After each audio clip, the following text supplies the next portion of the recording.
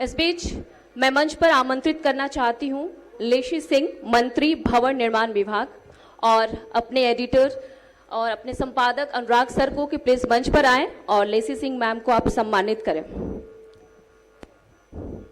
मैं अपने संपादक अनुराग सर से अनुरोध करूंगी कि मैम को स्मृति चिन्ह और अंग वस्त्र देकर उनको सम्मानित करें।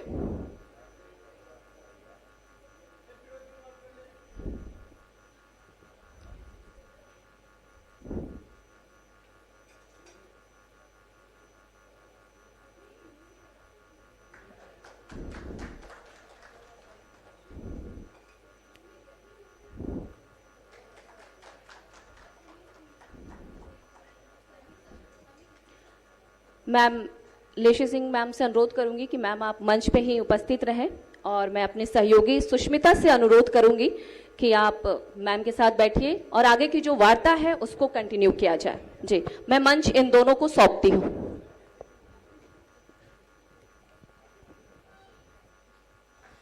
सबसे पहले तो बहुत शुक्रिया मैम आज के इस चर्चा में शामिल होने के लिए आपका।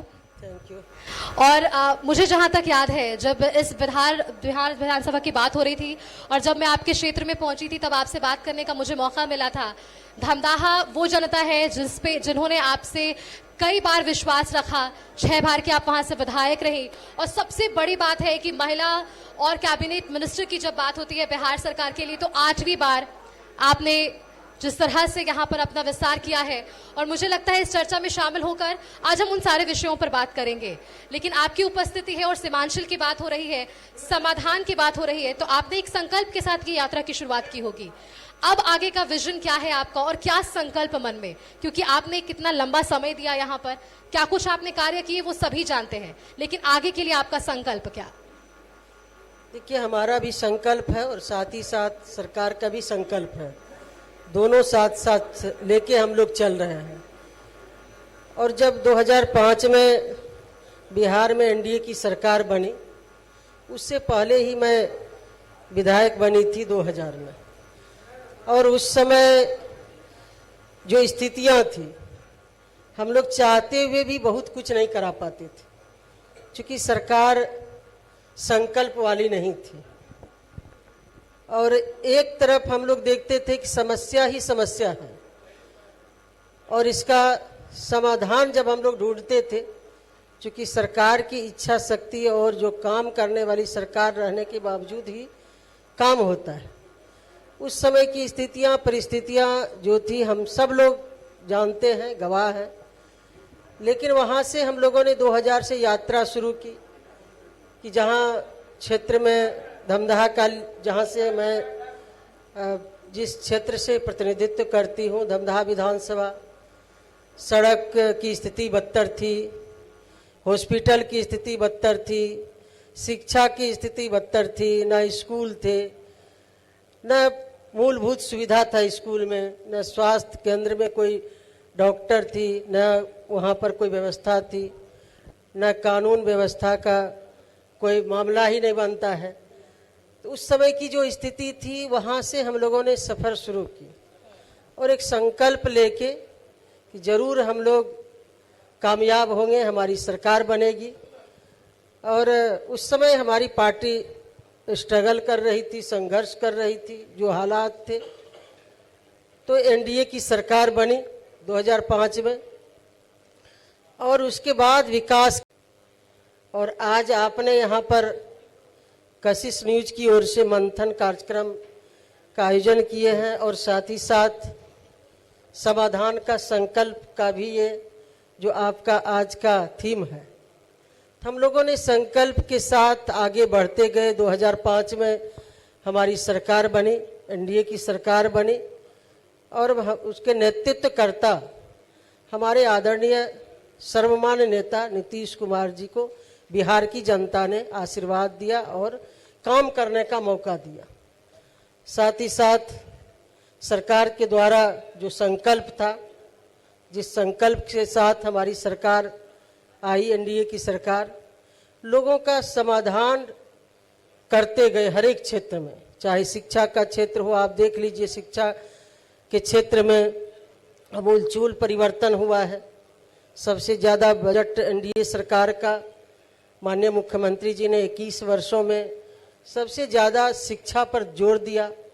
जहां स्कूल में भवन नहीं थे, शिक्षक नहीं थे, बच्चे की उपस्थिति नहीं थी, वो धीरे धीरे शिक्षा के क्षेत्र में आगे बढ़ते गए।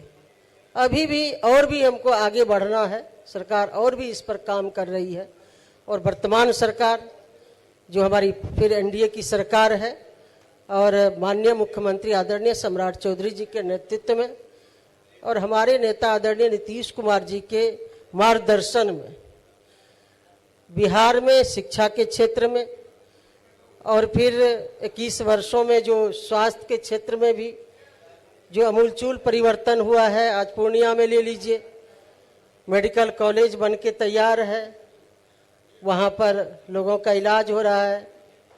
हमारे जो मेडिकल में पढ़ने वाले बच्चे बच्चियाँ हैं उसमें पढ़ रहे हैं। तो ये परिवर्तन हुआ है और संकल्प के साथ। आधी आबादी का ले लीजिए, आधी आबादी का जिस तरह से एक तरह से मौन क्रांति हुआ है। घर से निकलकर आज महिलाएं पंचायती राज व्यवस्था हो, नगर निकाय हो, आधी आबादी को हक मिला और आरक्षण 50% मिला। जो हमारी सरकार, एनडीए की सरकार, माननीय नेता हमारे नीतीश कुमार जी ने सत्ता संभालते ही महिलाओं को अधिकार और हक दिए नेतृत्व करने का। एक तो पंचायती राज व्यवस्था, नगर निकाय में महिलाएं आगे बढ़ रहे के काम कर रही है, सेवा कर रही है, अपने दायित्वों का निर्वहन कर रही है। साथ ही साथ महिलाओं को 35% आरक्षण नौकरी में, हर प्रकार की नौकरी में मिला। आप देख लीजिए, चाहे पुलिस विभाग में हो, अन्य विभाग में, आज महिलाएं, उनको मौका मिला, अवसर मिला। जो उनके अंदर क्षमता था उनको निखारने का अवसर मिला। आज महिलाएं हर क्षेत्र में काम कर रही, बखूबी ईमानदारी से काम कर रही है। पहले मौका नहीं मिलता था, लेकिन मौका मैम, मिला अगर है। आप आज हमारे साथ मंच पर हैं और बतौर अगर महिला सशक्तिकरण की बात हो रही है, और मुझे लगता है जब सहयोग मिलता है तो साकार हर वो सपने होते हैं। और जब आप कैबिनेट में हैं और विभाग आपके पास है, महिलाओं के लिए बात हो रही है, क्या लगता है महिलाओं के लिए ये विभाग आपका जो है भवन निर्माण विभाग क्या खास हो सकता है? क्या महिलाएं इससे जोड़कर अपने को और भी मजबूत कर पाएंगी, या महिलाओं को सशक्त करने के लिए आपसे उम्मीदें इसलिए बढ़ जाती है क्योंकि एक लंबा सफर आपने तय किया है? नहीं, जरूर एक महिला होने के नाते तो मेरा फोकस भी रहता, सरकार का भी फोकस है और हमारा भी फोकस रहता है कि जो आधी आबादी है, क्योंकि हम भी महिला हैं, महिलाओं की स्थिति परिस्थिति। माइक चेक करिएगा प्लीज।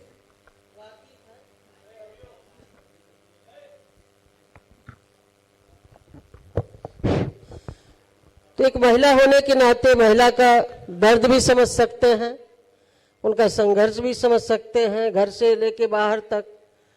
तो हम लोग महिला पर ही फोकस करते ही हैं। सभी लोगों का काम हो, महिलाओं का जो वर्षों से जो घर में बंद थी, अब आबादी की आधी हिस्सेदार, आधी जो हिस्सेदार हैं, आधी आबादी है महिलाओं का, उनको आप घर में बंद करके आप विकास नहीं कर सकते, संपूर्ण विकास नहीं हो सकता है। उस परिकल्पना को हमारी सरकार ने तोड़ा कि घर से महिलाओं को निकाल के उनको हर स्तर पर अवसर देना। और खास तौर पर मुझे जो आपने सवाल किया है कि मैं तो महिला हूं, तो जरूर मैं प्रयास करती हूं कि जहां भी महिलाओं को आगे बढ़ाने की बात हो वहां आगे बढ़ाते रहते हैं, उनको साथ देते हैं, चाहे जिस भी स्तर पर हो।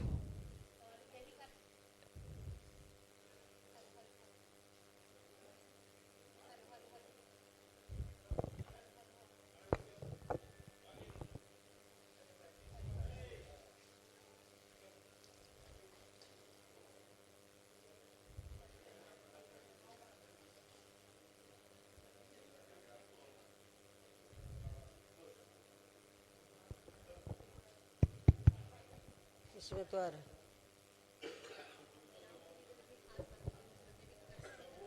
हाँ, बहुत।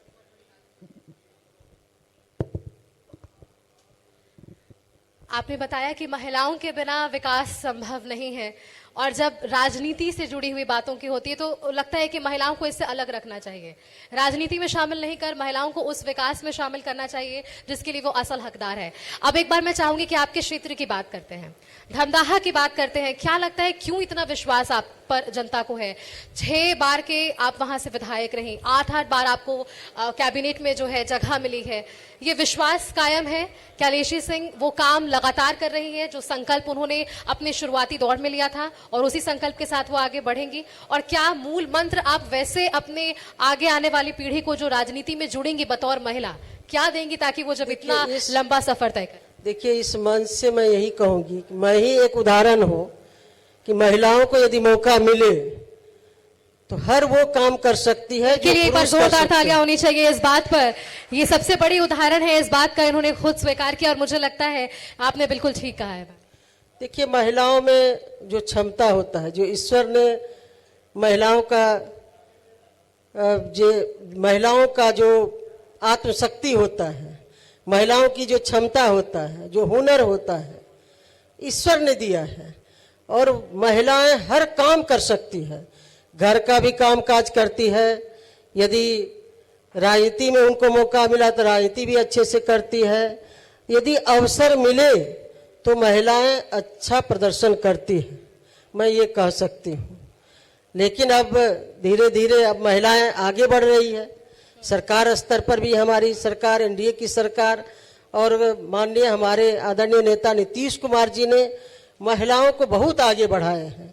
महिलाओं में आत्मबल बढ़ा है, महिलाओं में एक जो महिलाओं का हुनर है वो प्रदर्शित हुआ है।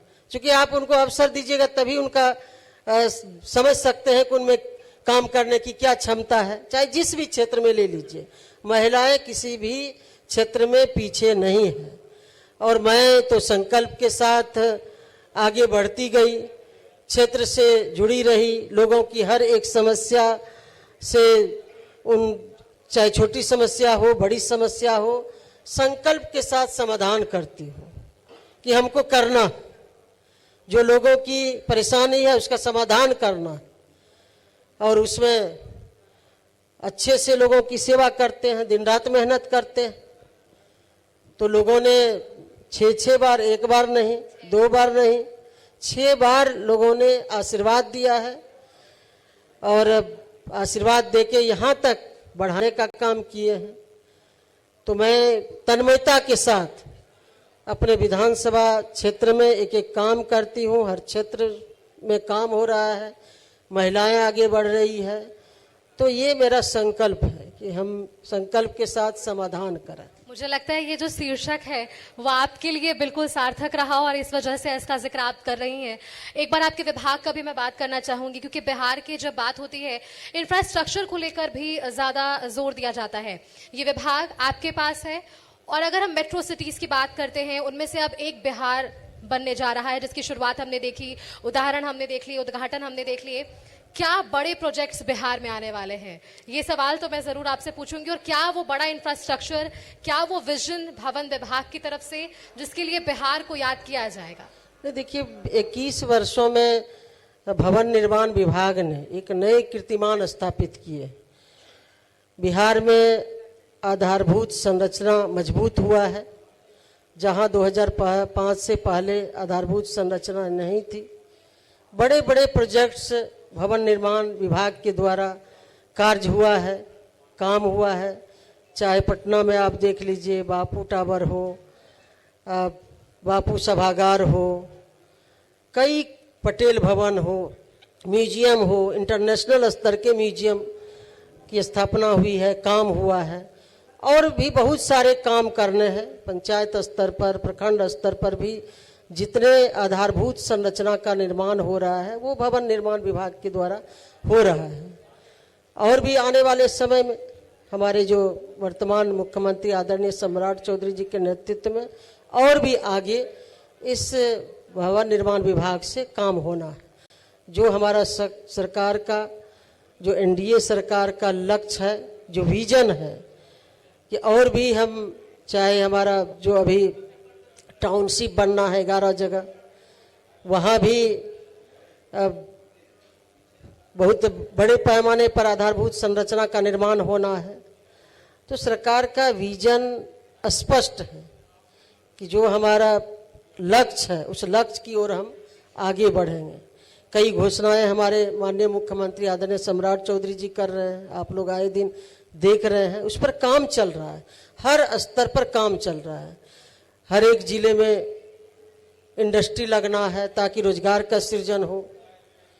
जो हमारा लक्ष्य है 2025 से 30, जो हमारे आदरणीय नेता नीतीश कुमार जी ने घोषणा किए थे कि 25 से 30 1 करोड़ युवाओं को रोजगार और नौकरी देंगे। और ख़ास तौर पर ये जो सीमांचल का इलाका है, पूरे बिहार में होना है, सीमांचल का इलाका है, इसमें भी बड़े पैमाने पर इंडस्ट्री लगेंगे और रोजगार का सृजन होगा। आधारभूत संरचना के क्षेत्र में और भी काम होने। बिल्कुल, चलिए यहाँ से एक विश्वास इनके साथ जरूर है कि इन्होंने बताया कि अब तक क्या काम हुए हैं इंफ्रास्ट्रक्चर से रिलेटेड। और सबसे बड़ी बात है कि आपने इसमें एक मुद्दा जोड़ा जो कि बहुत बड़ा मुद्दा रहा है रोजगार के लिए। और रोजगार के साथ साथ आम जनता से जुड़े हुए बहुत सारे विषय हैं जिसे जोड़ना और आज इस मंच से आपसे सवाल पूछना जरूरी इसलिए भी हो जाता है क्योंकि अब बारिश के मौसम की शुरुआत हो रही है और सीमांचल वो इलाका है जहां हम सभी जानते हैं कि कहीं ना कहीं कई ऐसे ग्रामीण इलाके होते हैं जो बाढ़ प्रभावित हो जाते हैं।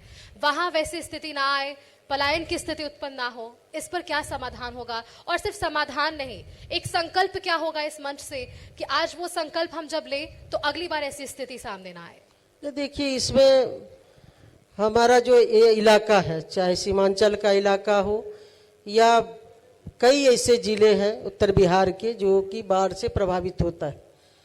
वो नेपाल की तराई से आने वाली जो बारिश के मौसम में वहाँ से पानी आता है, उससे हम सब लोग प्रभावित होते हैं। कई नदियाँ वहाँ से निकलती है जो इस इलाके में लोग बाढ़ से प्रभावित होते हैं।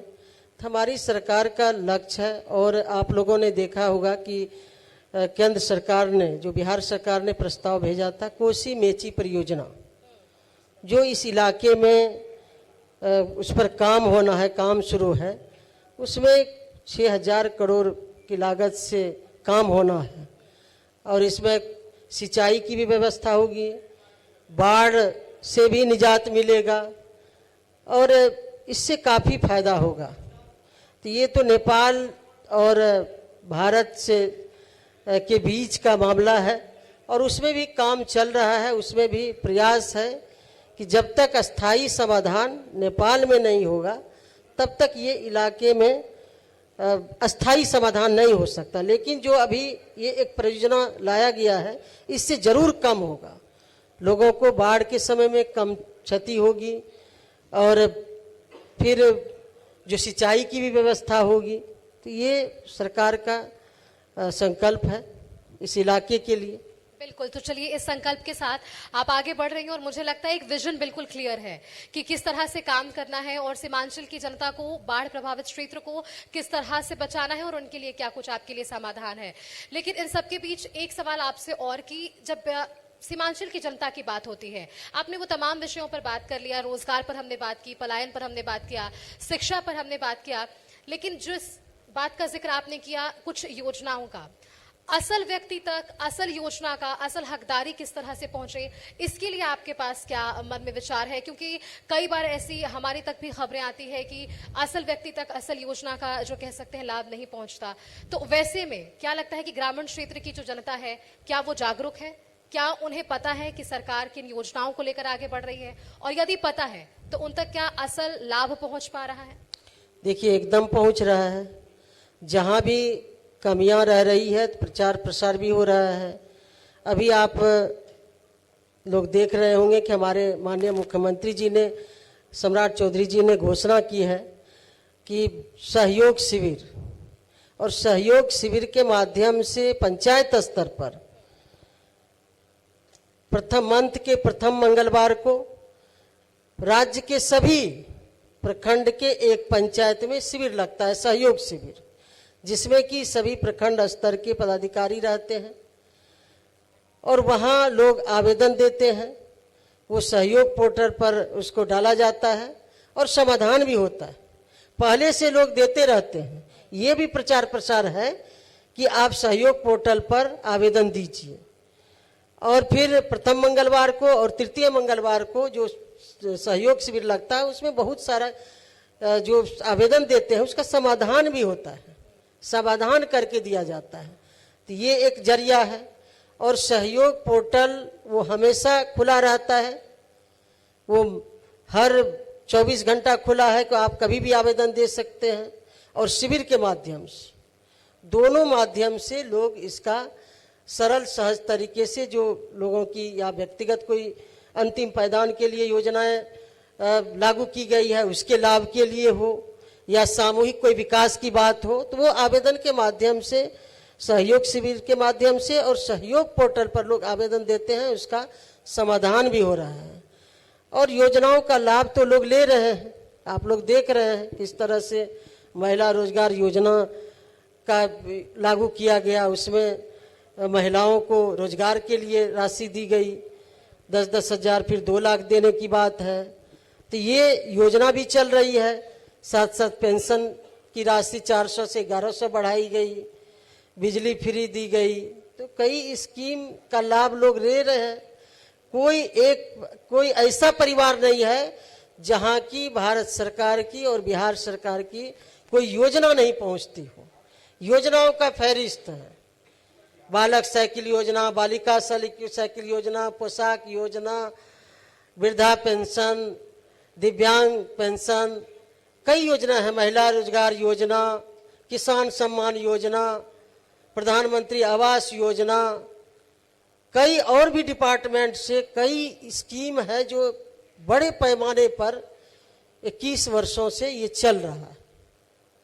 और भी आगे सरकार का विजन है, और भी लोगों को आगे बढ़ाना है, समृद्ध करना है, ताकि हमारा बिहार आगे बढ़े और फिर देश भी आगे बढ़े।